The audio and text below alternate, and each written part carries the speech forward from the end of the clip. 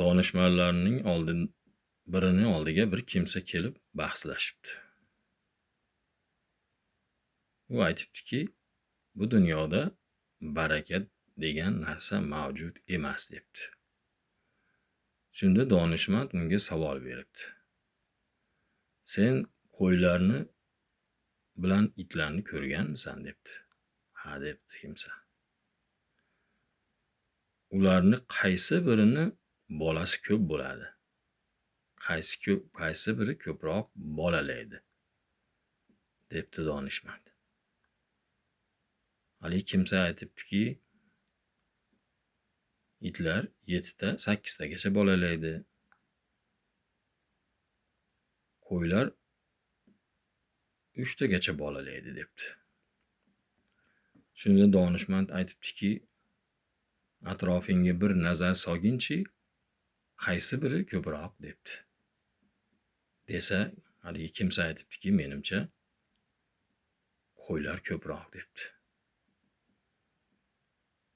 Donishmand aytibdiki, qo'ylarni har doim go'sht uchun so'yiladi. Ularda soni kamayib ketish kerak emasmi debdi. Degan ekan, haligi kimsa nimaga unday bo'ladi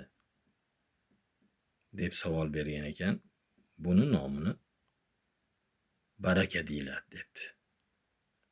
Shunda haligi kimsa yana savol beribdi, nimaga endi qo'ylarda bor baraka, itlarda bo'lsa yo'q.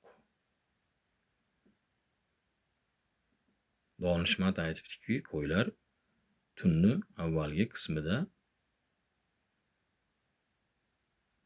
uxlaydilar, tongda uyg'onadilar, Allohning barakasi yog'iladigan paytda, Allohning ne'mati yog'iladigan paytda uyg'oq bo'lishadi, bedor bo'lishadi debdi. Itlar bo'lsa kechasi yugurishadi, vovullashadi, Allohning rahmati yog'iladigan paytda uxlashadi, g'aflatda bo'lishadi degan ekan.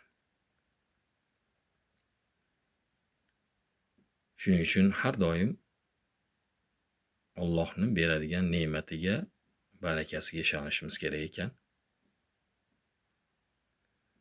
Cho'ntagimizdagi boylikka emas, Allohning xazinasiga ishongan haqiqiy boy bo'lar ekan. Kattalar aytishar ekan, nasib qilsa kelar Shomu Iroqdan, nasib etmasa ketar Qoshu Qaboqdan. Allohni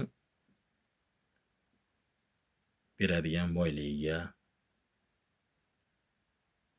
barakasiga umid bilan yashashimiz kerak ekan azizlar.